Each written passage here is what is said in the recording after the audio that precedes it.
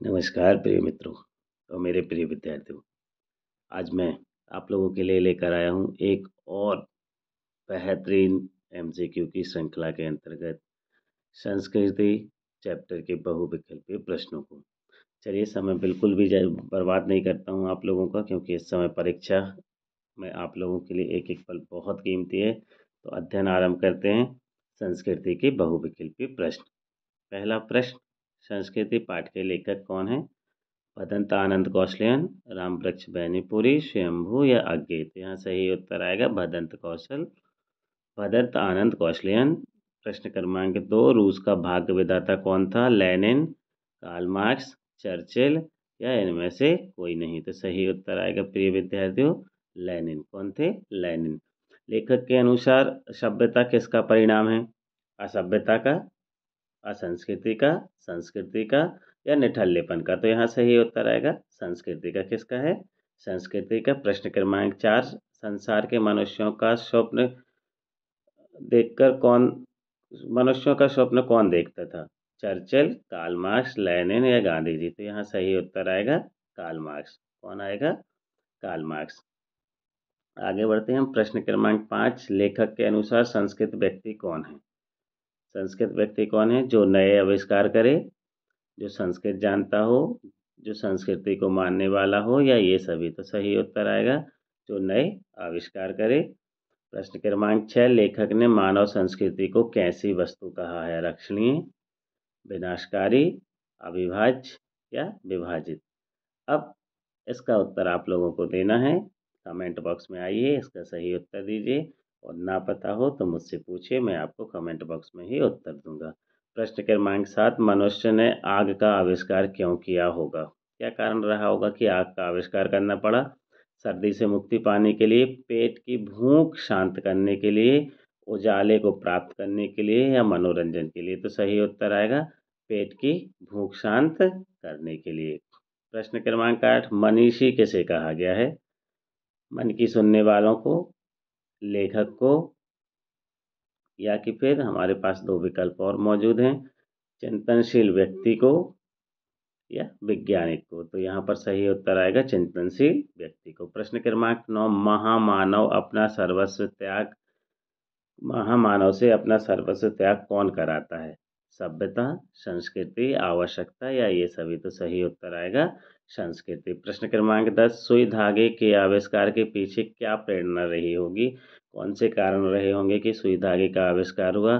शीतोष्ण से बचने की प्रेरणा, शल्य चिकित्सा के लिए, कपड़ा जोड़ने के लिए या ये सभी? तो सही उत्तर आएगा शीतोष्ण से बचने के लिए। प्रश्न क्रमांक 11, गौतम बुद्ध ने अपने घर का त्याग क्यों किया था? पत्नी से परेशान होकर, शासन करने के लिए, मानव सुख के लिए या ये सभी? तो सही उत्तर आएगा प्रिय विद्यार्थियों मानव सुख के लिए। किसके लिए? मानव सुख के लिए। हम आगे बढ़ते हैं प्रश्न क्रमांक 12 की तरफ। प्रश्न क्रमांक 12 क्या कहता है? प्रश्न क्रमांक 12 कहता है, जो प्रवृत्ति मानव के विनाश का सामान खोजती है उसे कहते हैं असंस्कृति, सभ्यता, विरासत या विलासिता? तो सही उत्तर आएगा असंस्कृति। प्रश्न क्रमांक 13, लेखक के अनुसार सबसे कम समझ आने वाले और सबसे अधिक प्रयोग होने वाले दो शब्द हैं। मतलब वो दो शब्द कौन हैं जो सबसे अधिक प्रयोग में आते हैं और सबसे कम समझ आते हैं? तो उत्तर है सुई धागा, सभ्यता और संस्कृति, आग और पानी या ये सभी? तो सही उत्तर आएगा सभ्यता और संस्कृति। गुरुत्वाकर्षण की खोज किसने की? विकल्प है आपके पास, न्यूटन ने, चार्ल्स बर्जर ने, आइंस्टाइन ने या चरक ने? सही उत्तर आएगा न्यूटन ने। किसने की थी? न्यूटन ने।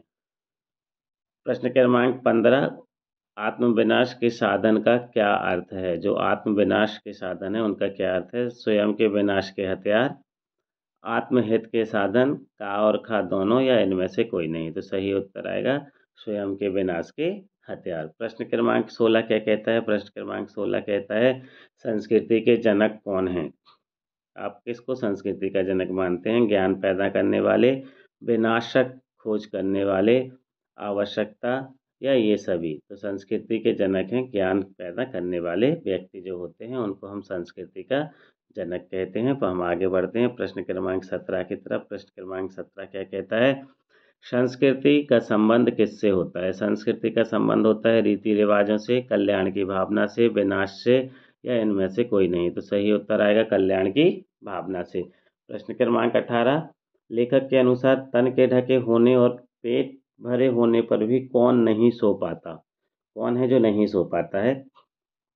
संस्कृत व्यक्ति, अपराधी, न्यूटन या बुजुर्ग? तो सही उत्तर आएगा संस्कृत व्यक्ति। प्रश्न क्रमांक 19, मोती से भरा थाल किसे कहा गया है? चमकते जल को, तारों से भरे आकाश को, मोतियों के समूह को या औसकड़ों को? तो सही उत्तर आएगा तारों से भरे आकाश को। निठल्ला का अर्थ क्या होता है? खाली बैठा रहने वाला, बेकार या बिना कामकाज वाला, का और खा दोनों या इनमें से कोई नहीं? इसका उत्तर भी आपको कमेंट बॉक्स में देना है। मैं इंतज़ार करूँगा आप लोगों के कमेंट का, और उसके बाद मैं आपको यदि सही उत्तर की आवश्यकता पड़ेगी तो मैं आपको सही उत्तर भेज दूँगा। उम्मीद करता हूँ ये वीडियो भी आप लोगों के लिए बहुत मददगार साबित होगा। परीक्षाओं के लिए मेरी अग्रिम शुभकामनाएँ। धन्यवाद प्रिय बच्चों।